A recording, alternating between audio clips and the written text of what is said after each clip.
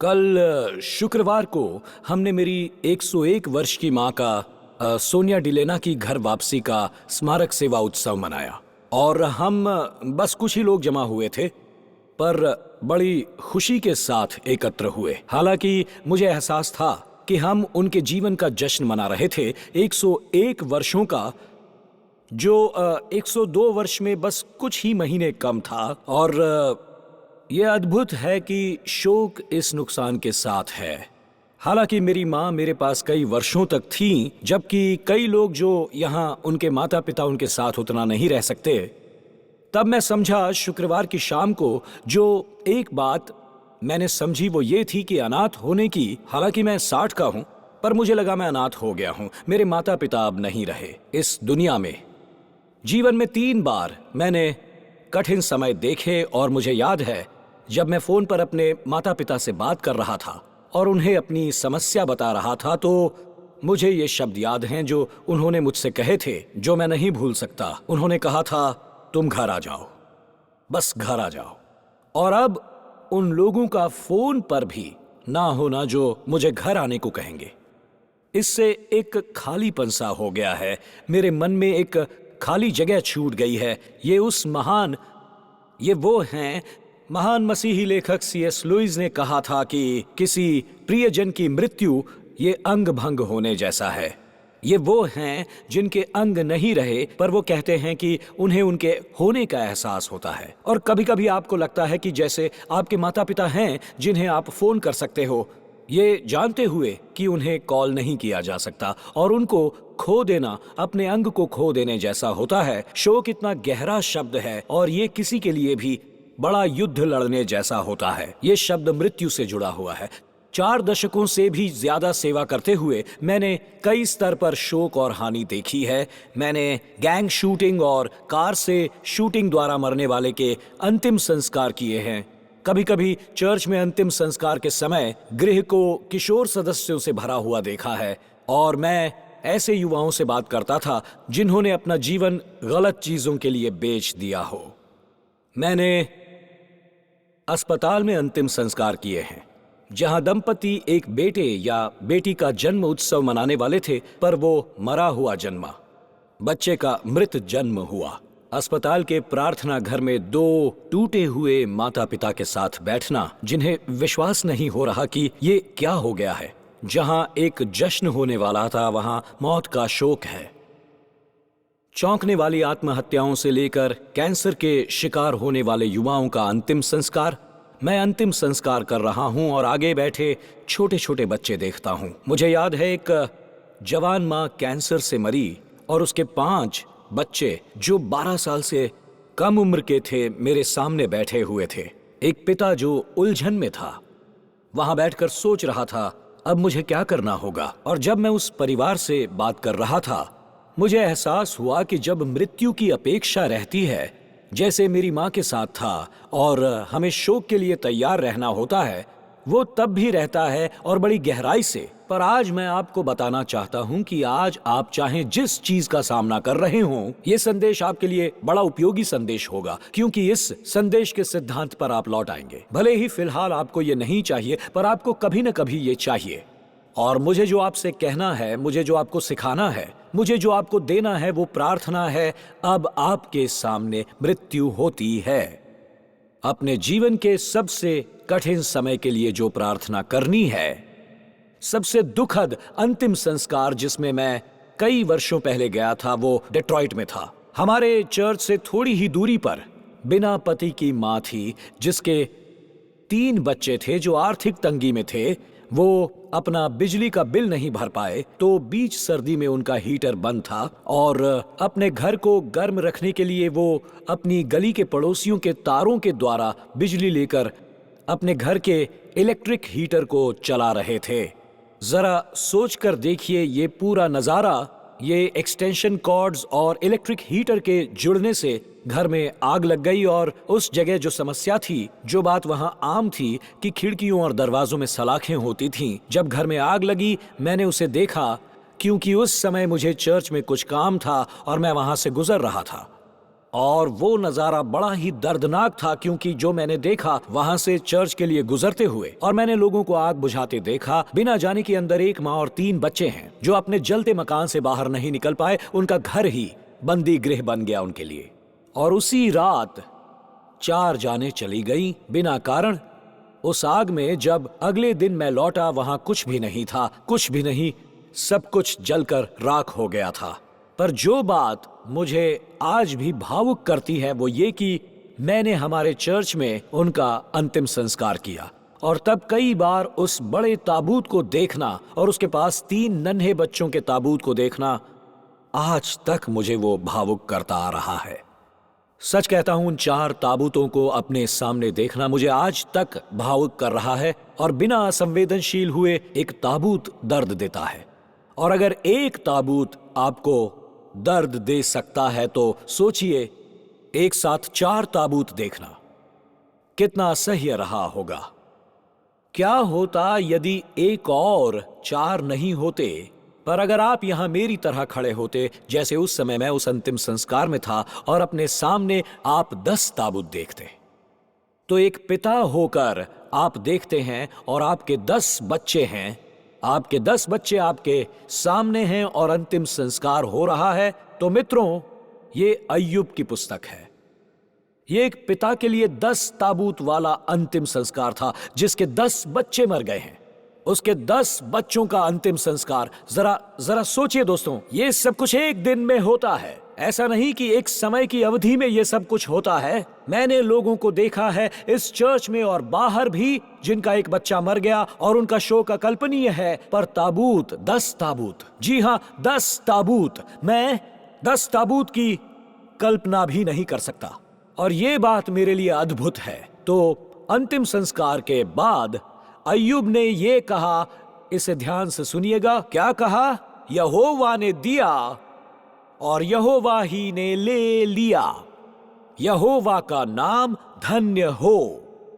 मित्रों, मैं नहीं जानता ये केवल आया तो परमेश्वर से, जिसने उसके द्वारा ये बात कही। मेरे लिए आश्चर्य की बात यह है कि अय्यूब ने ऐसा नहीं कहा प्रभु ने दिया और शैतान ही ने उसे लिया। उसने कहा प्रभु ने ही उसे ले लिया।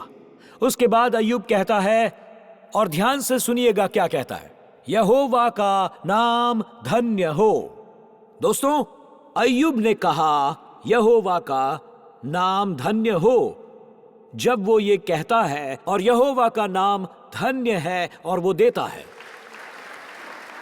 सुनिए, क्योंकि यहां अय्यूब की प्रशंसा केवल ऐसी नहीं प्रभु की स्तुति हो, पर जब वो जोड़ता है प्रभु की स्तुति, प्रभु जब घटाता है। आज हमने चर्च में जोर दिया है कि परमेश्वर देने वाला जो है वही हम सब का परमेश्वर है। पर किसी भांति हमने आपको कैसे प्रार्थना करनी है ये नहीं सिखाया। जब आपके जीवन में कुछ जुड़ता नहीं है बल्कि निकाला जाता है। क्या मैं आपको बस ये याद दिला दूं, परमेश्वर एक भला परमेश्वर है। आमीन। और परमेश्वर ने हमें कितना कुछ दिया है, और जब वो देता है तब स्तुति करना आसान है। उसने हमें नौकरी दी है, उसने हमारा विवाह करवाया है, उसने हमें संतानें दी हैं, उसने हमें प्रावधान दिए हैं, उसने हमें चंगाई दी है, उसने हमें श्वास दी है, उसी ने हमें रहने की जगह दी है, और उसने एक घर दिया है हमें। और वहां पर क्या आपने देखा क्या हुआ? हम फौरन ताली बजाकर धन्यवाद करते हैं, वो बहुत अच्छा है। पर परमेश्वर वापस ले भी सकता है। परमेश्वर हमारे रिश्तों को वापस तोड़ भी सकता है। वो ऐसा परमेश्वर है जो सब रोक कर कह सकता है मुझे ये वापस चाहिए। तो क्या आज मैं आपको याद दिला दूं? शायद ऐसा कोई चर्च नहीं होगा जो ये कहेगा, पर हम वचनों के अनुसार बात करेंगे।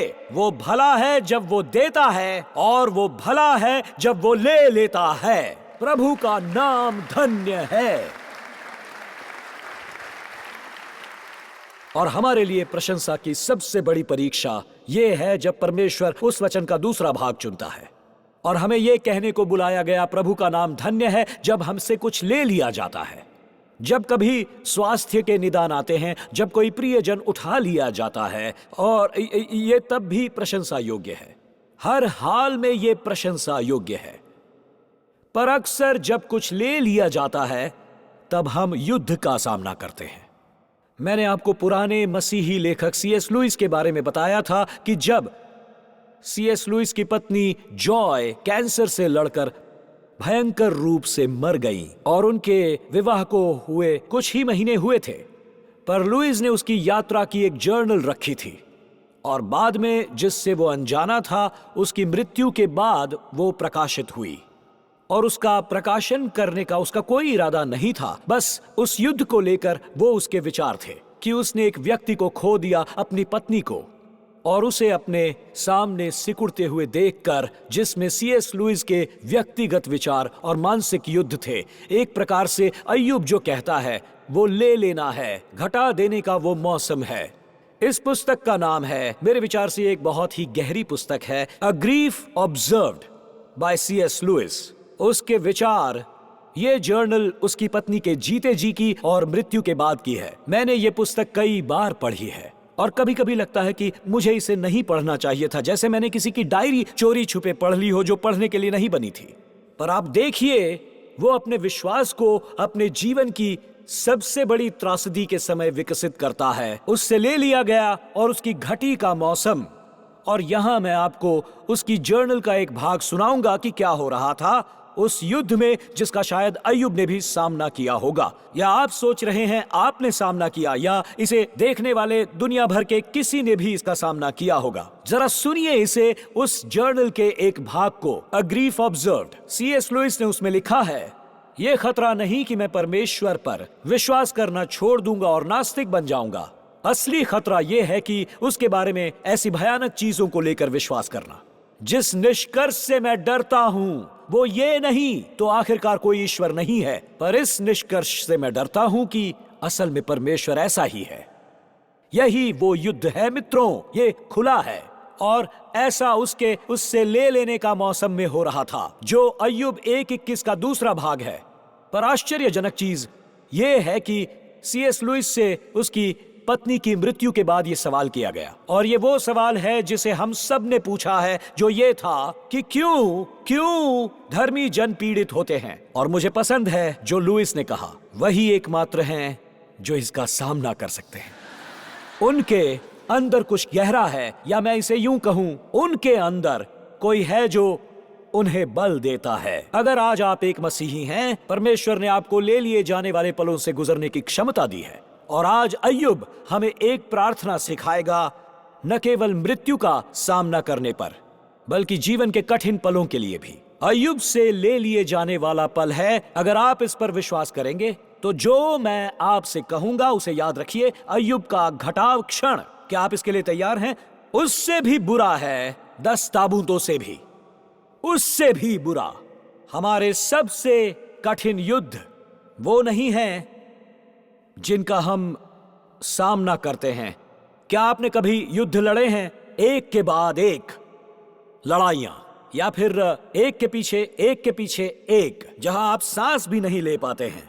और अय्यूब के लिए एक के पीछे एक थे। शायद आप समझ नहीं पाए तो मैं आपको पढ़कर सुनाता हूं। एक ही दिन अय्यूब ने अपनी संतान खो दी, अपनी सारी धन संपत्ति, सब कुछ एक ही दिन में, और अपना स्वास्थ्य भी। क्या आप इसकी कल्पना भी कर सकते हैं? अय्यूब एक ही दिन में निसंतान, बेघर, बीमार हो गया और कंगाल भी। क्या अब हमें लगता है कि हमारी तो कोई समस्या ही नहीं? मुझे ये कहना है, ये बहुत बड़ा है। और इसका साइड नोट ये है कि मैं सोच रहा हूं कि मैं ये कहूं भी या ना कहूं, फिर भी मैं कहूंगा, अय्यूब एक ही दिन में निसंतान, बेघर, बीमार और कंगाल हो गया। उसके पास कुछ भी नहीं बचा सिवाय उसकी पत्नी के।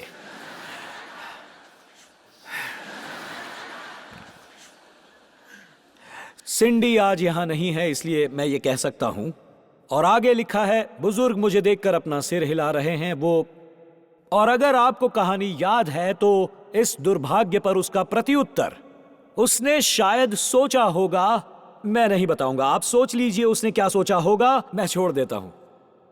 जरा इस बात को सोच कर देखिए, आपकी संपत्ति नहीं है, संतान नहीं है, स्वास्थ्य नहीं है।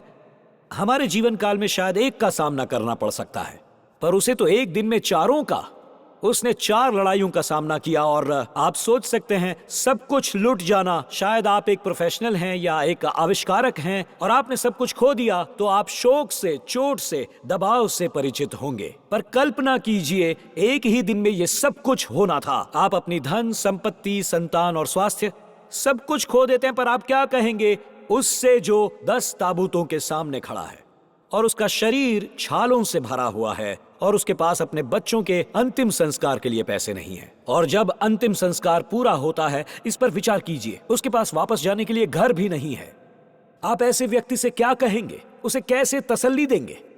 मेरे लिए ये बहुत आश्चर्यजनक है। मैंने ये सब लिख लिया जब मैं इस पर सोच रहा था। धर्मशास्त्र को लेकर एक विवाद था कि बाइबल की कौन सी पुस्तक पहले लिखी गई थी। हम सोचते हैं ये उत्पत्ति होगी, जो उत्पत्ति की उत्पत्ति है ये हम मानते हैं, पर धर्मशास्त्र में एक विवाद है कि कौन सी पुस्तक सबसे पहले लिखी गई, सबसे पुरानी। और विवाद ये है, सबका झुकाव है कि अय्यूब की पुस्तक पहले लिखी गई। वास्तव में वो बाइबल में अय्यूब को अब्राहम का समकालीन मानते हैं। जी हाँ, और जरा सोचिए, अगर ये सच है तो सोचिए, परमेश्वर ने अपनी अद्भुत बुद्धिमत्ता से सोचा, चलो मैं मानवता के प्रश्न को तुरंत संबोधित करता हूं, जो ये है, पीड़ा और परमेश्वर एक साथ कैसे रह सकते हैं? पीड़ा और परमेश्वर एक साथ कैसे रह सकते हैं? और शुरू से 42 अध्याय हैं। यदि ये पहली पुस्तक है तो अगर हम ऐसा मानते हैं तो अय्यूब पर क्या बीत रही होगी? यहां अय्यूब कौन सी लड़ाई का सामना कर रहा था? मैं आपको इसे इस प्रकार समझाता हूं। मलाकी इसे कहता है अय्यूब 3:3 के क्षण, आपके लिए और उसके लिए। तो ये लीजिए, सोनार की आग। ये एक महत्वपूर्ण वाक्य है। आप में से कुछ विश्वास में नए होंगे, आप में से कुछ मसीह में नए होंगे। इसे जानना एक महत्वपूर्ण भाग है जो परमेश्वर हमारे जीवन में करता है। इसे पुरानी वाचा की अंतिम पुस्तक से लिया गया है। ये कहता है, इसे सुनिए, ये मलाकी 3:3 में ये कहता है, वो रूपे का ताने वाला और शुद्ध करने वाला बनेगा और लेवियों जो आराधक हैं को शुद्ध करेगा और उन्हें सोने रूपे की नाई निर्मल करेगा। मुझे ये भाग बहुत अच्छा लगता है, उनको सोने रूपे की नाई निर्मल करेगा। और मुझे ये वाला भाग पसंद है, ताकि वो अपना काम बहुत ही शुद्ध मन से करेंगे। चलिए तो अब इसे समझ लेते हैं जरा। परमेश्वर शुद्ध करने वाला है और वो पीड़ा और दर्द आग है। ये ऐसे ही होता है। तो जब ये होता है, अब मुझे इस पर थोड़ा बहुत बोलना है क्योंकि जमे भविष्यवक्ता मलाकी द्वारा याद दिलाया जा रहा है कि ये जो सोनार की आग है, सोनार की आग होने के कारण आप उसमें से जलकर नहीं, निर्मल होकर बाहर आते हैं। यही तो अंतर है दोनों में। अंतर यह है कि वो जो परमेश्वर को नहीं जानता उसी अनुभव से गुजरता है और कड़ुआहट से भरकर बाहर आता है, और दूसरा बेहतर अनुभव के साथ बाहर आता है, क्योंकि ये सोनार की आग है निर्मल करने वाली। अब ये कैसे हो गया? देखिए, इसीलिए इसे सोनार की आग कहते हैं कि आप इसमें से परमेश्वर के साथ गुजरते हैं तो बेहतर बनकर बाहर आते हैं। अब मैं आपको इसे समझाता हूं, क्योंकि सोनार की आग से आग जाती है। इन शब्दों को जरा लिख लीजिएगा। ये शुद्ध होने या शुद्धिकरण या ढालने, थोड़ी देर में मैं इसे समझाऊंगा। ये शुद्धिकरण या ढालना है। ये शुद्धिकरण है या ढालना कहते हैं इसे। ये धातु को शुद्ध करता है। मैं एक युवा की कहानी पढ़ रहा था जो एक चांदी के काम करने वाले से मिला, जो कच्चे माल से चांदी को शुद्ध करके निकाल रहा था। तो उसने चांदी को लिया और एक बर्तन में डाला, कढ़ाई में, और युवा ने उससे पूछा, तुम धातु को गर्म क्यों करते हो? शुद्ध करने वाले ने कहा, आपको अशुद्धियां निकालनी हैं जो इसकी असली कीमत को घटाती हैं, क्योंकि वो अशुद्धियां हमें उसमें नहीं चाहिए। और फिर युवा ने पूछा कि काम करते समय तुम बैठते क्यों हो? और अब सुनिए, ये बहुत बढ़िया है। उस शुद्ध करने वाले ने कहा, मुझे आग पर नजर रखनी है। ये दर्द और पीड़ा का भाग है। मुझे आग को ध्यान से देखना पड़ता है, क्योंकि अगर कम आग है तो अशुद्धियां नहीं निकलेंगी, और बहुत ज्यादा आग हो गई तो कीमती धातु ही नष्ट हो जाएगी और इससे धातु बर्बाद हो जाएगी। ये मेरे लिए अच्छी खबर थी। इसका अर्थ है कि मैं कहीं से भी गुजरूं तब परमेश्वर का हाथ नॉब्स पर होगा। वो शैतान का नहीं, ना ही किसी और का होगा। प्रभु कहते हैं, मुझे पता है वो आग कैसी होनी चाहिए, पर बड़ा भाग ये है। तब इस युवा ने ऐसा कहा, आपको कैसे पता चलता है कि कब चांदी शुद्ध हो गई है? तो जरा ध्यान से सुनिएगा। शुद्ध करने वाले ने मुस्कुराकर क्या कहा, मैं बैठता हूँ और देखता हूँ, मुझे पता लग जाता है कि जब शुद्धिकरण पूरा हो गया, जब मैं अंदर चांदी में अपना प्रतिबिंब देख सकता हूँ, तब ये काम पूरा हो गया है। ऐसा कह सकते हैं। हालेलुया। इसका मतलब जब आप आग से गुजरते हो, और आप में से कुछ अभी भी उससे गुजर रहे होंगे, और इसी वक्त हमें ये अच्छी खबर मिलती है, परमेश्वर नॉब्स को कंट्रोल कर रहे हैं और उसके तापमान पर कंट्रोल है परमेश्वर का। और ये कब खत्म होगा? जब आप यीशु के जैसे दिखने लगोगे, और तब यकायक परमेश्वर कहने लगेगा, वो इसमें से सफल हो गए, वो इस परीक्षा से पार हो गए। पर ढालने योग्य या लचीले होने के लिए एक शब्द और है। ये वो क्षमता है कि उस रूप में ढल जाना जैसा सोनार चाहता है। इसे याद रखिए, इसे समझें। सोनार धातु का रूप तब बदल देता है जब वो आग में होता है, क्योंकि गर्मी कठोर को मुलायम बनाती है, हार्ड को सॉफ्ट। तो जब आप आग में होते हो, परमेश्वर आपका रूप बदल देता है, जिसका मतलब है आग में आप अपने जीवन के सबसे उत्तम रूप में होते हैं। उससे भी बेहतर जो व्यायामशाला और बादाम का दूध और प्रोटीन कर सकते हैं।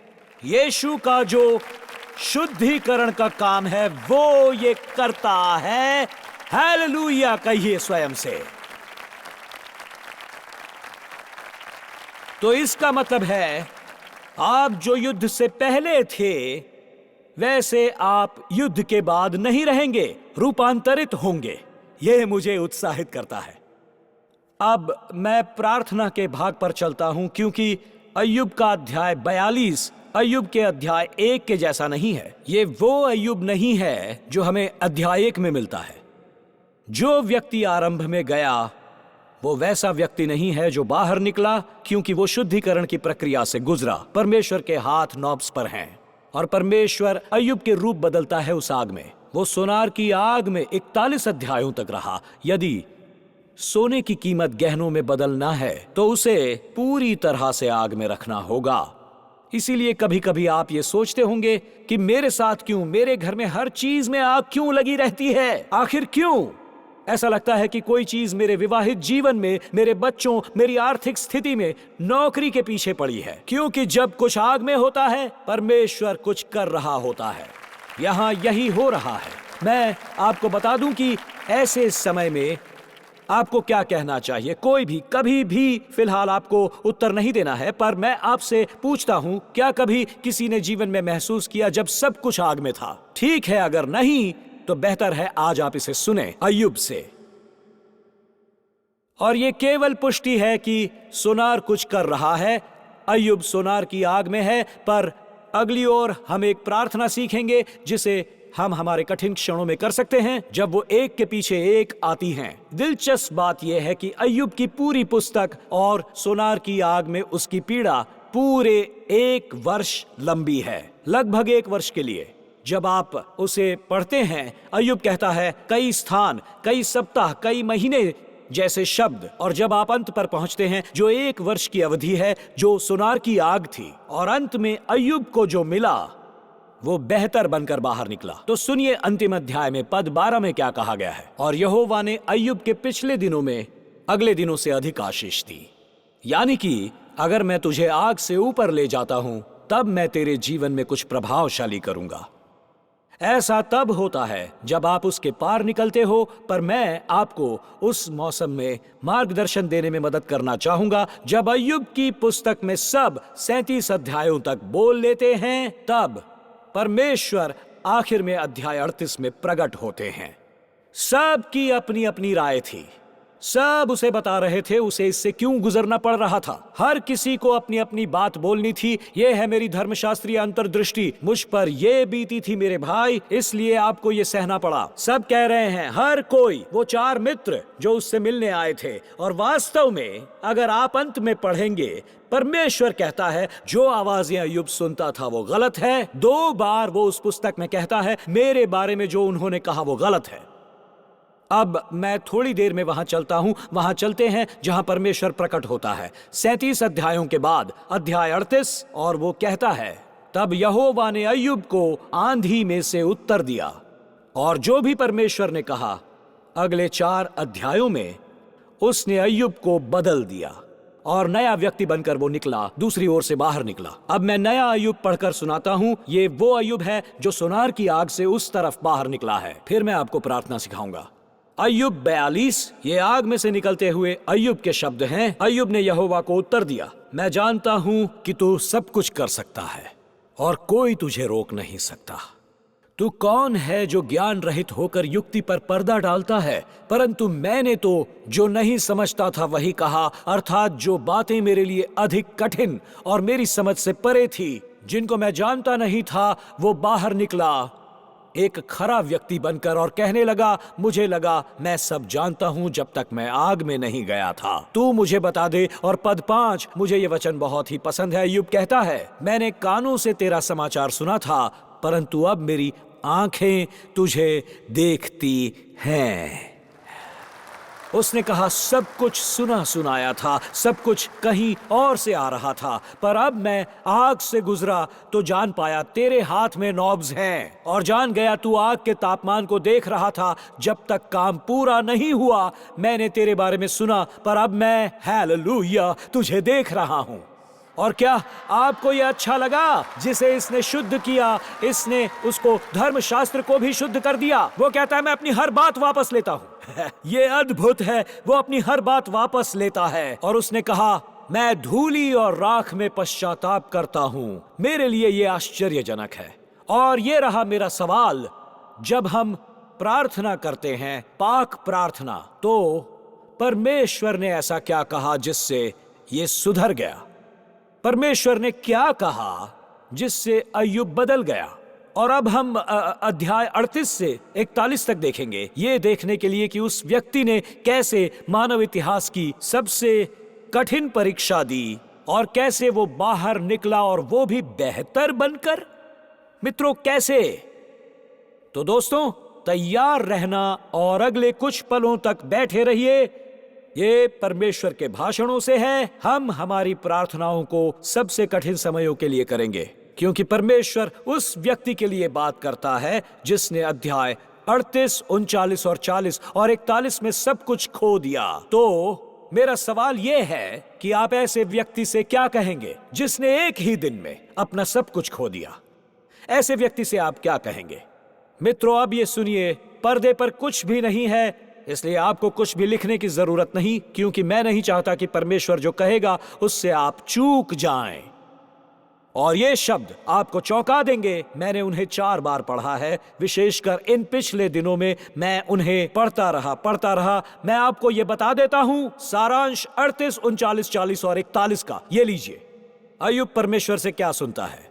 अय्यूब 38 वो बात करता है पृथ्वी और उसके माप की, तारों, समुद्र और बादलों, सूर्यास्त, सूर्योदय, समुद्र की गहराई, प्रकाश कहाँ है, कहाँ अंधकार बसता है, परमेश्वर कहाँ बर्फ और ओलों को रखता है। और वो पशुओं की बात करता है, जैसे सिंह और कौवे, और वो कैसे शिकार करते हैं, क्या खाते हैं, और कैसे कौओं के बच्चे खाने के लिए रोते हैं। अय्यूब 39 परमेश्वर बात करता रहता है, और इस अध्याय में उसके पास सवालों की बौछार है और ढेर सारे पशु। तो अध्याय 39 में वो पहाड़ी बकरी और हिरन की बात करता है, वो कैसे बच्चे को जन्म देते हैं, गधा, जंगली बैल, और कैसे वो अपने पंख फड़फड़ाते हैं, शुतुरमुर्ग और घोड़ा और उसकी गर्दन और उसका फुफकारना, और युद्ध लड़ने वाला घोड़ा कितना हर्षित रहता है। वो एक बाज की बात करता है कि वो कैसे घोंसला बनाता है। अध्याय 40 वो एक ही पशु को चुनता है, जलगज या हिप्पो। वो हिप्पो की हड्डियां, जांघों, उसके बल और उसकी पूंछ की बात करता है। अगर ये इससे बेहतर होता है, अय्यूब का अध्याय 41 जहां वो एक पशु की बात करता है, लिब्यातान। कई सोचते हैं ये मगर है, ये उसके दांतों की, उसकी कांटेदार चमड़ी और उसकी आंखों, उसकी सांस लेने की बात करता है। और परमेश्वर मुझे जंतु शास्त्र सिखा रहा है। भाई, मुझे इसमें से निकलना है और आप मगरमच्छ और हिप्पो की बात कर रहे हैं। क्या आप गंभीर हैं? कहीं मजाक तो नहीं कर रहे? मुझे तो देखो, बस उसे इतना ही मिलता है। मैं ये सोचकर इसे पढ़ रहा हूं जैसे ये कोई परिशिष्ट है। पुस्तक के पीछे कुछ तो है, जैसे कोई गुप्त संकेत इससे पार जाने का, इसका मतलब समझने का। वो बादलों की, हिप्पो की, पहाड़ी की बात कर रहा है और ये सब उसे जीवन के युद्ध लड़ने में मदद देंगे। मित्रों, इसे पढ़ो। मैंने कुछ भी बढ़ाकर नहीं पढ़ा, मैं इससे गुजरा हूं। और वो जीव विज्ञान और जंतु शास्त्र सुनाता है जैसे कि वो किसी चिड़ियाघर में है। और यकायक अय्यूब बोल उठता है। अय्यूब कहता है, आहा, मुझे पता है तू कुछ भी कर सकता है, तुझे कोई नहीं रोक सकता। मैंने जो कहा उसे वापस लेता हूं। मैं सोचता हूं, अय्यूब, क्या तूने सुना जो मैंने अभी पढ़ा? क्योंकि ये ऐसा नहीं लगता। मैं किसी बड़ी धर्म शास्त्रीय चीज की अपेक्षा कर रहा था और वो जंतुओं की बात करने लगा। कठिन समय से ये आपको कैसे पार ले जा सकता है? और आप में से कुछ सोचते होंगे, ठीक है पास्टर टिम, आप यहां हमारी मदद कीजिए। ठीक है, तो सुनिए। पहले मैं आपको प्रार्थना सिखाऊंगा। मैं समझ गया था कि मैं गलत हूं। सबसे पहला सवाल हमेशा यही होता है, क्यों? मेरे साथ ये क्यों हुआ? हम वास्तव में परमेश्वर से सुनना चाहते हैं, ऐसा क्यों हुआ? पर अब आगे सुनिए मित्रों। क्यों को जानना आपके लिए सबसे कठिन समयों से पार जाने के लिए जरूरी नहीं है, पर यह जानना कि परमेश्वर कौन है आपको कठिन से कठिन समय से निकालता है। लोग यहां बैठे हैं, मुझे सुन रहे हैं और पूरे सप्ताह सुना है, परमेश्वर से नाराज हैं कि उसने उनके सवालों का जवाब नहीं दिया। कुछ ऐसे भी यहां इस वक्त बैठे हुए हैं जो परमेश्वर से दूर चले गए और उसकी सेवा नहीं करते। शायद अज्ञेयवाद या नास्तिकता पर झूल रहे हैं, क्योंकि आप नहीं जानते आपके दादाजी क्यों मर गए, जिससे आप प्रेम करते थे और उसका सम्मान करते थे। आपके दादा या दादी के साथ ये घटी क्यों हो गई? आखिर क्यों? आप नहीं जानते क्यों? क्योंकि सवाल यह है, मुझे इसका निदान क्यों किया गया? मेरे माता पिता का तलाक क्यों हुआ? मेरा बेटा शारीरिक रूप से विकलांग क्यों है? मेरे पास पैसे क्यों नहीं है और उसके पास क्यों है? मैंने इस व्यक्ति से विवाह क्यों किया? हम इसे छोड़ देते हैं। आगे, मैं यहाँ क्यों रहता हूँ? ऐसे नगर में लोग मुझे अगुआ बनने के लिए क्यों नहीं चुनते? मैं किसी चर्च का पास्टर क्यों नहीं बनाया गया? हम ऐसे सवाल पूछते हैं मित्रों। लेकिन आपको इस समस्या से पार होने के लिए क्यों नहीं चाहिए, ना ही क्यों का जवाब। अय्यूब को देखो, ये बड़ा अद्भुत है। अय्यूब ने कभी क्यों सुना या क्या हुआ नहीं सुना। इन 4 अध्यायों में आपको पता है क्या क्या हुआ। शैतान स्वर्ग पहुंचता है। वो जो अय्यूब की पुस्तक पढ़ता है वो अध्याय 1 पढ़े। शैतान स्वर्ग में जाता है और परमेश्वर उसे युद्ध को भड़काता है। अय्यूब ऐसे सोचता है, सुनो, तो परमेश्वर उसे युद्ध के लिए भड़काता है और अय्यूब, पता नहीं उसने ये कहा भी, पर ये सही लगता है। हे, क्या तूने मेरे दास अय्यूब पर ध्यान दिया है? और अब मैं इसे बताता हूं, ये ऐसा व्यक्ति है। और शैतान कहता है, नहीं नहीं नहीं नहीं नहीं नहीं, उससे ले ले, घटा ले, उससे उसकी संपत्ति छीन ले, तो वो तेरी निंदा करेगा। और परमेश्वर कहता है, अब ये देख। परमेश्वर अपने हाथों से उन नॉब्स को हिलाता है और वो कहता है, तू चाहे जो कर, उसकी धन संपत्ति, उसके परिवार और उसके स्वास्थ्य तक को नष्ट कर दे, लेकिन वो नॉब्स वाली हरकतें। और फिर वो कहता है, बस उसके प्राण नहीं ले सकता। और परमेश्वर कहता है, मैं तुझे दिखाता हूं, वो मेरा दास है, कि तू सब कुछ छीन भी ले। और जब ऐसा सब हो भी जाएगा, मैं इस व्यक्ति में अपना प्रतिबिंब अगले वर्ष देखूंगा, तो जा और उसके साथ युद्ध लड़। मैं अगले वर्ष उसमें अपना प्रतिबिंब देखूंगा। मैं परमेश्वर को देखता हूं, उस पर ध्यान दो, ये कहते हुए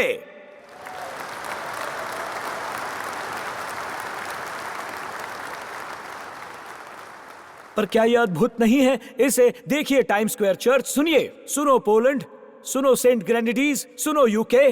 क्या यह अद्भुत नहीं? इन 4 अध्यायों में परमेश्वर ने यह नहीं कहा, एक बार भी नहीं कहा, सुन शैतान। और शैतान ने मुझे आदेश दिया, मैं परमेश्वर हूं। उसने ये नहीं कहा।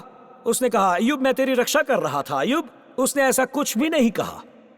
क्या उन 4 अध्यायों में आसान नहीं हो जाता अगर परमेश्वर ने समझाया होता कि आत्मिक क्षेत्र में क्या हो रहा है जिसके बारे में हम नहीं जानते हैं? अय्यूब के जीवन में आप पहले अध्याय में ये पढ़ते हो, अय्यूब नहीं जानता उसके विरुद्ध क्या हो गया, और परमेश्वर ये नहीं समझाता स्वर्ग में ऐसे ऐसे हुआ है। बस वो उसे एक इमारत देता है, या वास्तव में उकाब के जीने की शैली और शुतुरमुर्ग के पंख फुलाने की शैली परमेश्वर निर्णय लेता है।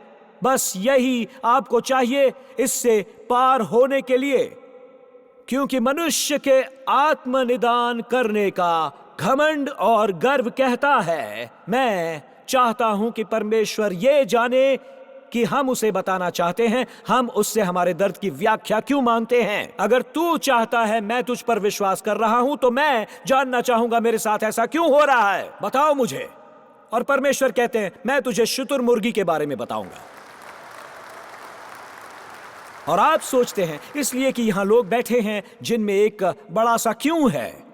अय्यूब को न केवल एक उत्तर मिला, मैंने ये लिखा नहीं, मैंने नोट्स में ये लिखा नहीं, क्योंकि आज सुबह ही मुझे ये पता चला। अगर मैं आपको अपनी बाइबल दिखाऊंगा तो मैंने ये किया है, मैंने पढ़ा अय्यूब 38, 39, 40 और 41, और जहां पर भी परमेश्वर ने सवाल किया वहां एक घेरा लगाया। अगर आप अय्यूब हैं तो आपको ऐसा नहीं बनना है। पता है परमेश्वर ने उससे 77 सवाल पूछे हैं।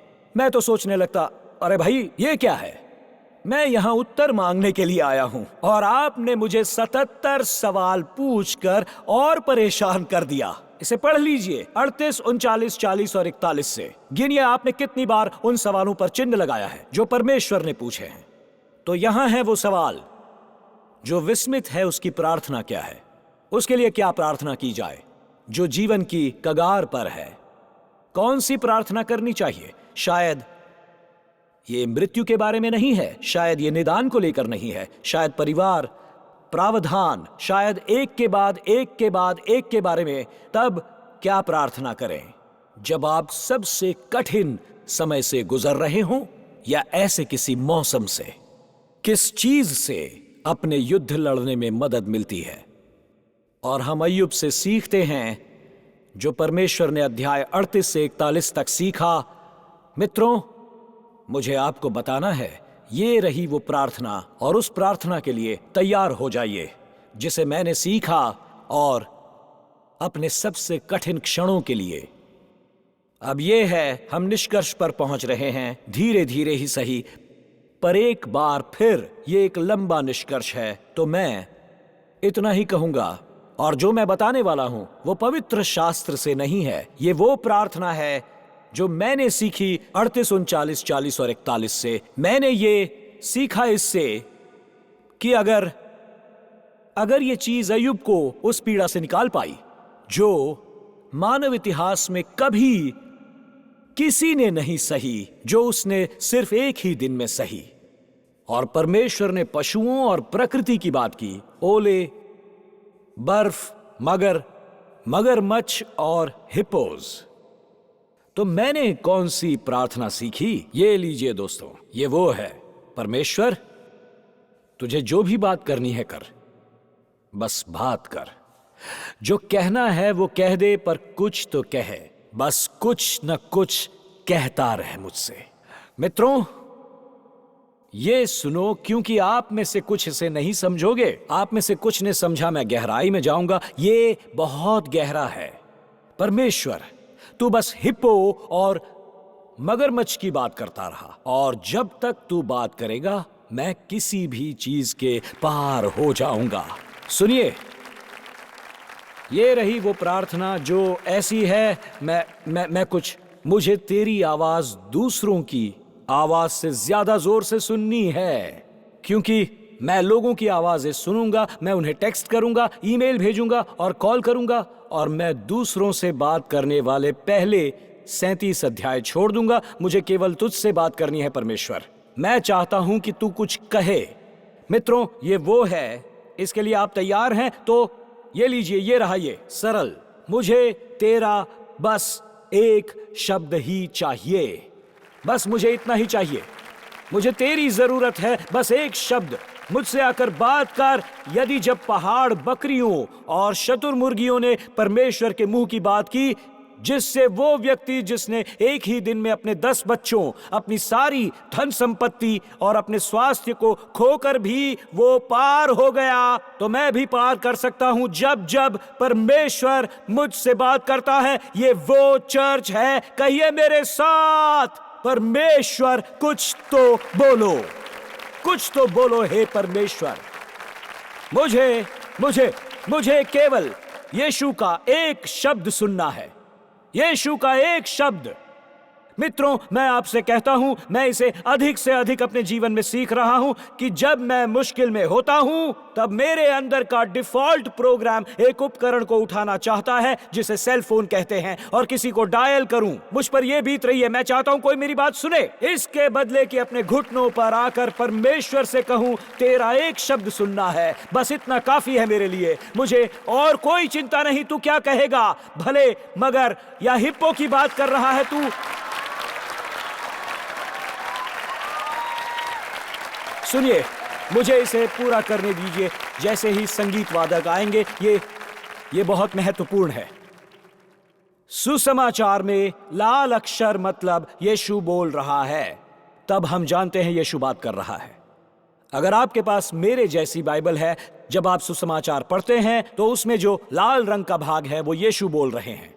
पर नई वाचा में विशेष क्षण है।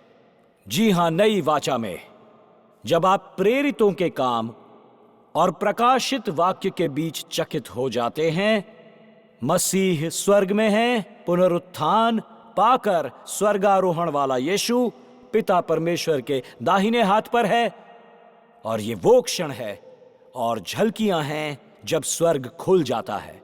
मित्रों, आप प्रकाशित वाक्य में ये देखेंगे, आप पत्रियों में ये देखेंगे, आप प्रेरितों की पुस्तक में देखते हैं, जब न जाने कहां से कोई इसे पढ़ता है और अचानक जब लाल अक्षर आते हैं तो आपको लगता है जैसे अय्यूब के अध्याय 48 से 41 में ये थे। ये उनके क्षण थे, उनके सोनार की आग थी, और तब यकायक परमेश्वर बात करता है, परमेश्वर प्रकट होता है। मैं आपको बताता हूं, ये एक ऐसा क्षण जब लाल अक्षर पौलुस के, प्रेरित पौलुस के जीवन के सबसे कठिन क्षण में उभर आए। तो ये लीजिए, पहले सुनिए इसे। एक कठिन क्षण में, और यकायक यहां पर 2 कुरिन्थियों में यहां ऐसा है जैसे पौलुस प्रार्थना करेगा कि मुझे इससे छुटकारा चाहिए, मुझे मदद चाहिए, और वो परमेश्वर से सवाल पूछेगा इस कठिन क्षण में। और रुक कर देखिए परमेश्वर का उसे क्या जवाब मिला। ये अय्यूब के साथ जैसा हुआ वैसा है। सुनिए पद 7 में वो कहता है, पद 7, इसके विषय में मैंने प्रभु से 3 बार विनती की कि मुझसे ये दूर हो जाए, और मेरे शरीर में एक कांटा चुभाया गया। लोग इस पर अटकलें लगाते हैं, हम निश्चित नहीं हैं। वो कहता है और आगे और अधिक विवरण देता है, शैतान का एक दूत क्या मुझे घूंसे मारे ताकि मैं फूल न जाऊं, तो मैं क्या करूं? इसके विषय में मैंने प्रभु से 3 बार विनती की कि मुझसे ये दूर हो जाए। ये कितना अच्छा है, मुझसे ये दूर हो जाए। उसके शरीर में कांटा चुभाया गया, और उसकी ये प्रार्थना है, तुझे इसे निकालना होगा। ये आत्मनिदान है। वो आत्मनिदान करता है और इसका निकल जाना अच्छा होगा। वो ये कह रहा होगा, मुझे सोनार की इस आग से निकालो, मैं ठीक हूं, मैं ठीक हूं, मैं ठीक हो जाऊंगा। याद रहे मित्रों, मुझे देखो, बालकनी वालों, याद रखो, याद करो, उसके हाथ नॉब्स पर हैं और वो एक प्रतिबिंब देखना चाहता है। उसके हाथ नॉब्स पर हैं, तो वो उससे पूछता है, वो उससे एक सवाल पूछता है, ये कहकर कि तो मैंने उससे विनती की, इसे दूर कर, इसे दूर कर, इसे दूर कर, और अब उकाब और मगर की बात आती है, ये आती है तो मैंने उससे कहा इसे दूर कर। तब आप अपेक्षा करेंगे परमेश्वर कहेगा हां, नहीं, रुक। अब यह आता है, इन शब्दों को सुनिए, और उसने ये आए वो लाल अक्षर मुझसे कहे, मेरा अनुग्रह तेरे लिए बहुत है, क्योंकि मेरी सामर्थ निर्बलता में सिद्ध होती है। अब थोड़ी देर के लिए इसे रहने देते हैं। ये पौलुस कह रहा है, मैं चाहता हूं ये निकल जाए। परमेश्वर कहता है, मैं अनुग्रह की बात कर रहा हूं। देखिए, यहां जो चल रहा था वो ये कि वो शरीर से कांटे निकालने की बात कर रहा था, पर अनुग्रह के बारे में सुनता है। वो अनुग्रह के बारे में सुनता है। वो एक चीज मांग रहा था और परमेश्वर ने उसे कुछ और दे दिया, पर लाल रंग के अक्षर दिए। इसे याद रखिए, मुझसे कहा मेरा अनुग्रह तेरे लिए बहुत है, क्योंकि मेरी सामर्थ निर्बलता में सिद्ध होती है। बड़ी खुशी से पौलुस कहता है, ये बहुत अद्भुत है। पौलुस कहता है, मेरा अनुग्रह तेरे लिए बहुत है, क्योंकि मेरी सामर्थ निर्बलता में सिद्ध होती है। निर्बलता में, इसे देखिए कि मसीह की सामर्थ मुझ पर छाया करती है। पद 10, अब यह आश्चर्यजनक है, इसलिए ये पौलुस का अध्याय 42 है। इस कारण मैं, ये वो व्यक्ति है जो अपने जीवन से चीजों को निकालेगा। ये वो कहता है, मैं काफी प्रसन्न हूं। और इसे याद रखिए, वो आगे कहता है, आगे चर्च सुनिए, मसीह के लिए निर्बलताओं और निंदाओं में, दरिद्रता, उपद्रवों, संकटों में प्रसन्न हूं, क्योंकि जब मैं निर्बल होता हूं तभी बलवंत होता हूं। इसे थोड़ी देर पर्दे पर ही रखिए। क्या आपने देखा अभी जो हुआ? उसने कहा, मैं चाहता हूं ये कांटा निकल जाए, और परमेश्वर ने कहा, न केवल मैं उस कांटे को दूर करूंगा। इसे याद रखिए कि वो क्या कहता है। वो कहता है, मैं तुझ पर ऐसा अनुग्रह करूंगा कि तू ये अनुग्रह कांटे के लिए काफी नहीं है, ऐसा कहेगा। उसने कहा, ये अनुग्रह कांटे के लिए ही काफी नहीं है, पर 5 और चीजों के लिए भी। उसने कहा, तू सोचता है परमेश्वर मुझे इस कांटे के लिए मुक्ति चाहिए। परमेश्वर कहता है, मैं तुझ पर इतना अनुग्रह करूंगा कि तुझे इस कांटे के कारण दुर्बलताएं, अपमान, रोग, सताए जाना, कठिनाइयां सहनी पड़ेंगी। और जब तुझे लगेगा कि तू हार रहा है, परमेश्वर कहता है, मैं तेरे पास कुछ लाल अक्षर की चिट्ठियां भेजूंगा, उनसे पार करने जो तू झेल रहा है। पर तेरी कल्पना से भी बढ़कर जब परमेश्वर प्रकट होगा, क्योंकि तुझे पता है हमें किसकी जरूरत है। मित्रों, हमें स्वर्ग से एक ही शब्द चाहिए, हमें इसी की जरूरत है। मैं अभी बता रहा हूं, मेरी आशा है कि परमेश्वर हमसे फिर से बात करें। मेरी आशा है परमेश्वर फिर से हमसे बात करें। मुझे कोई चिंता नहीं तू क्या कहता है, पर कुछ तो बोल हे परमेश्वर। तो ये लीजिए, ये अद्भुत है। यह परमेश्वर है। परमेश्वर का एक शब्द कहता है, तू सब संभाल पाएगा।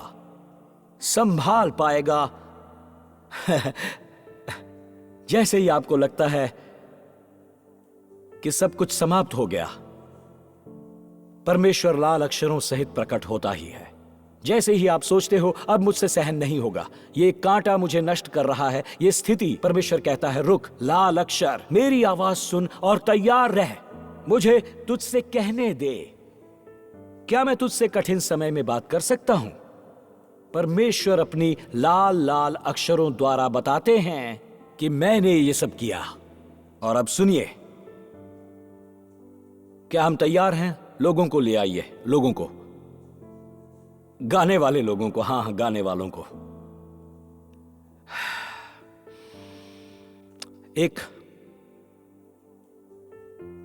एक बहुत ही प्रसिद्ध चित्रकारी है जो लंबे समय से यूरोप की एक आर्ट गैलरी में टंगी हुई है, और कोई नहीं जानता ये कब से वहां है। ये अद्भुत है, बहुत जबरदस्त। ये चित्र है शतरंज की बिसात की, और शतरंज की बिसात की एक ओर एक युवा चित्र है जिसके चेहरे पर व्याकुलता और हार नजर आती है। मुझे लगता है कि उसके हाथ, शायद मेरे पास उसका पिक्चर है, और उसके चेहरे पर व्याकुलता और हार नजर आती है, और दूसरी ओर दिखता है लूसीफर यानी शैतान खुद, और उस चित्र के नीचे लिखा हुआ है, सुनिए, चेकमेट। यह अद्भुत है। मैं पॉल मॉर्फी की कहानी पढ़ रहा था, जो बॉबी फिशर से पहले अकेला वर्ल्ड चेस चैंपियन हुआ करता था। जी हां, बॉबी फिशर से पहले। वो यूरोप की यात्रा में यूरोप भर में शतरंज खेलते हुए इस गैलरी में आया, और क्योंकि ये शतरंज की चित्रकारी थी, पॉल मॉर्फी उसे ध्यान से देखने लगा, और जब वो इसे देख रहा था तब वो अपने प्रतिवेश से कहने लगा, मेरी शतरंज की बिसात को ले आओ, मेरी शतरंज की बिसात को लाओ। वो उसकी बिसात को लाए और उसे बिछा दिया, और उसने उसे बिल्कुल वैसे ही बिछाया जैसे उस चित्रकारी में था, जो कहता है चेकमेट। और फिर अचानक पॉल मॉर्फी बिसात को समझने लगा और कहने लगा, तो मैं क्या ऐसा ही करता? तब शतरंज के चैंपियन ने अपनी बिसात पर एक चाल चली और उस युवा के राजा को एक कदम आगे किया और कहा, अब शैतान चेकमेटेड हुआ है। तब शतरंज के चैंपियन ने अपनी बिसात पर एक चाल चली है, उस युवा के राजा को एक कदम आगे किया और कहा, अब शैतान चेकमेटेड हुआ। क्योंकि जब राजा, और उसने ये कहा, क्योंकि जब राजा की एक और चाल बची हुई थी। ये लोग समझ गए हैं, आप लोग वहां अभी तक चुपचाप बैठे हैं। तो अब मैं यहाँ बैठे चुपचाप लोगों को ये ठीक से समझाता हूँ। आप अभी भी अध्याय 31 से 37 में अटके हुए हैं, और मैं किसी भांति अध्याय 38 से 41 में पहुंच गया हूँ। क्योंकि अचानक आप समझ गए कि थोड़ा रुको, पता नहीं कि मैं इससे पार हो पाऊंगा या नहीं। और अचानक लाल अक्षर उभरते हैं, और अचानक आप समझ जाते हैं कि राजा की एक चाल बची हुई है। परमेश्वर के लिए आगे बढ़कर ये कहने के लिए एक क्षण है, खेल समाप्त नहीं हुआ, फिलहाल तू चेकमेट नहीं कर सकता।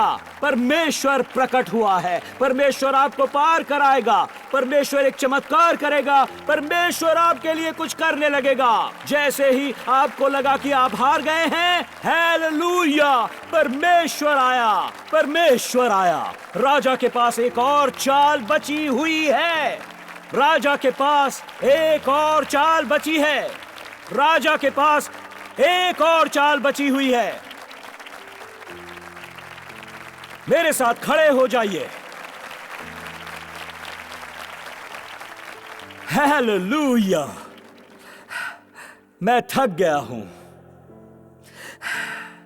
मैं आपसे कहता हूं, मैं नहीं जानता था कि मैं क्या करूं। मैं यही कहता रहा, लाल अक्षर की बात करो। राजा के पास एक चाल बची है, लाल अक्षर की बात करो। एक और बात, जब अय्यूब को लगा सब कुछ खत्म हो गया, परमेश्वर आता है, चाल चलता है, एक और चाल, और कहता है चेकमेट। तुम्हारे पिछले वर्ष तुम्हारे पहले वर्षों से ज्यादा बड़े होंगे। पिछले वर्ष पहले वर्षों से बड़े होंगे। पिछले वर्ष पहले वर्षों से बड़े।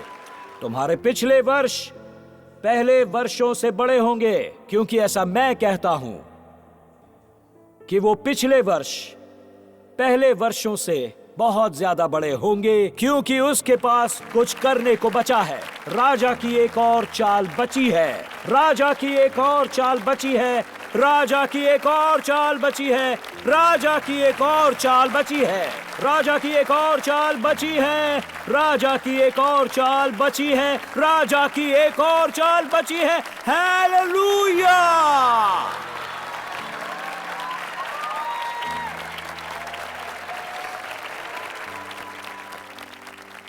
हालेलुया।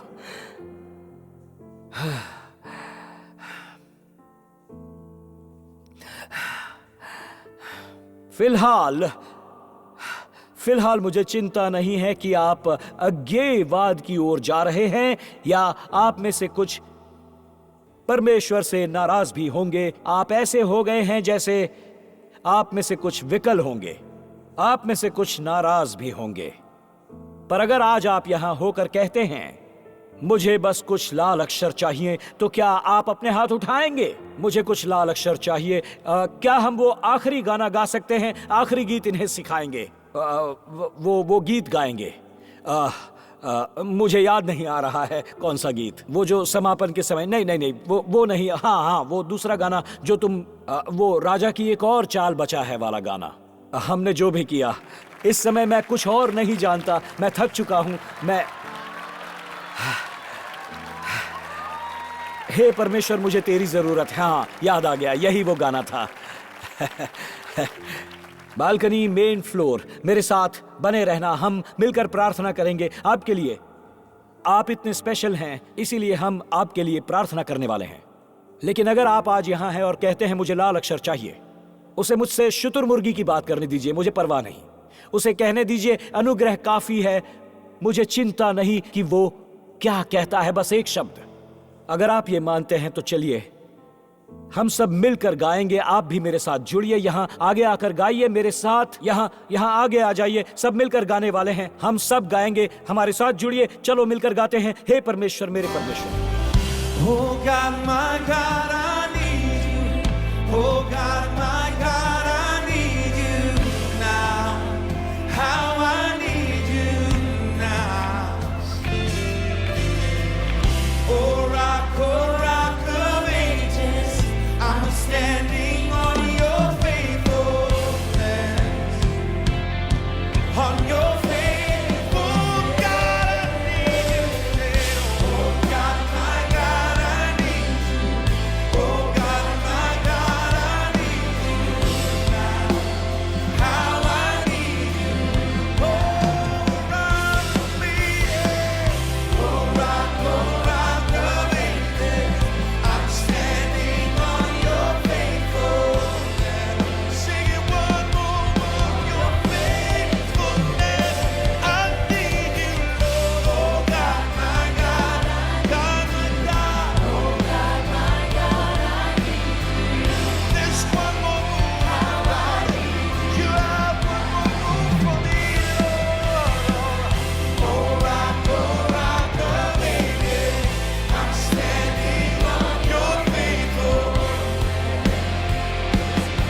एक और बार गाइए।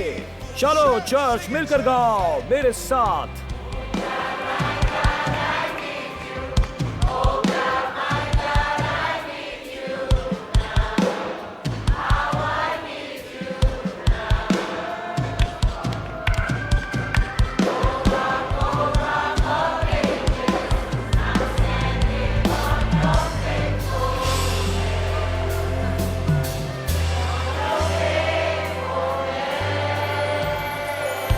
ठीक है, इसी समय थोड़ी देर के लिए हम सब अपने हाथ ऊपर उठाएंगे और हाथ उठाकर कहना है, हे परमेश्वर, मुझे इसी समय लाल अक्षर चाहिए। लौटकर हमसे बात करो। और मैं चाहता हूं आप प्रार्थना शुरू करें। प्रभु, कुछ भी कहिए, बस कुछ भी कहिए। परमेश्वर, आपकी ओर से एक ही शब्द, आपका एक शब्द युद्ध को बदल देता है। जो मुझ पर बीत रही है उसे बदल देता है। हे पिता, हम नास्तिकता की कगार पर हैं या परमेश्वर से क्रोधित हैं, परमेश्वर के प्रति अक्षमादन रखते हैं। मेरी प्रार्थना है कि ये लाल अक्षर का दिन है, अनुग्रह का। और आज हम समझ जाएं कि तू किसी भी विषय पर बात कर सकता है। परमेश्वर, बस कुछ कहो परमेश्वर, हमसे बात करो, हमसे कुछ कहो जब हम यहाँ से बाहर जाएं। हे परमेश्वर, जब हम सीढ़ियां उतरकर ट्रेन पकड़ने के लिए या टैक्सी पकड़ने के लिए यहाँ से जाएं, हमसे कुछ कहो, हमसे बात करो। हम में से कुछ एयरपोर्ट जाएंगे, तो जहाँ कहीं भी हम तुरंत बात करना चाहते हैं, हमसे कुछ कहिए परमेश्वर। बस स्वर्ग से एक वचन चाहिए आज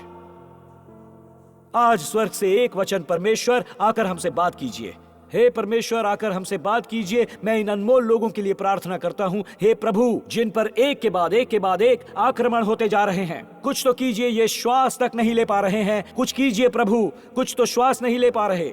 इनकी आर्थिक स्थिति, इनकी मानसिक स्थिति, इनके स्वास्थ्य पर, इनके जीवन पर, हर क्षेत्र पर आक्रमण हो रहा है। और आज हम मिलकर कहते हैं कि एक उत्तर है। और आज मैं ये कह सकता हूं, क्योंकि हम प्रार्थना करते हैं क्योंकि हम प्रार्थना करते हैं। स्वर्ग ने उत्तर दिया, क्योंकि आपने प्रार्थना की। लाल अक्षर आए, क्योंकि आपने प्रार्थना की। हे पिता, आज आकर हमसे बात कर। हे पिता, आओ और हमसे बात करो। आज मैं ये कहना चाहता हूं, जब आप थोड़ी देर के लिए अपने हाथ नीचे कर दीजिए। यशायाह 43 का यह अद्भुत वचन, उसके बाद मैं आपको एक गीत सिखाऊंगा। वचन है, जब तू जल में होकर जाए मैं तेरे संग संग रहूंगा, और जब तू नदियों में होकर चले, हे परमेश्वर, तेरा वादा है वो तुझे डुबा न सकेगी। जब तू आग में चले तुझे आंच न लगेगी, हालेलुया, और उसकी लौ तुझे जला न सकेगी। और अब ये वादा आता है उसकी ओर से, मत डरना क्योंकि मैं तेरे साथ हूं। मैं तेरे साथ हूं। ये वो भाग है जो शायद मैं चाहता हूं इस मंच पर, बालकनी में, ऑनलाइन इस स्थान पर। चर्च में होने का अर्थ ये नहीं है कि अचानक परमेश्वर आपके साथ है, पर असल में ये वो है कि परमेश्वर आने वाला है। परमेश्वर आपके अंतर में आएगा। यही तो करना है उसे, ताकि मैं आपको कुछ लाल अक्षर वाले वचन पढ़कर सुना सकूं। ये यीशु है। यदि कोई नए सिरे से न जन्मे तो परमेश्वर का राज्य देख नहीं सकता। ये लाल अक्षरों में है। ये यीशु ने कहा है। उसने कहा कि बात ये नहीं कि तुम किसी धर्म संबंधित भवन में हो, क्योंकि अगर आज मैं आपसे पूछूं आपको कैसे पता परमेश्वर आपके साथ हैं, मैं एक बैप्टिस्ट हूं, मैं एक मुस्लिम हूं, मैं एक ज्यू हूं, मैं टाइम स्क्वायर चर्च जाता हूं, तो आप कह सकते हैं मेरे अंदर परमेश्वर है। आप आराधना के स्थानों में जाइए, पर यह आपको बदलता नहीं है। परमेश्वर को आपके अंदर होना चाहिए, और ऐसा होना ही चाहिए। उसे आपके अंदर होना है, और इस संबंध को नए सिरे से जन्म लेना कहते हैं। जब परमेश्वर शारीरिक जन्म देता है, वैसे ही आत्मिक जन्म देता है।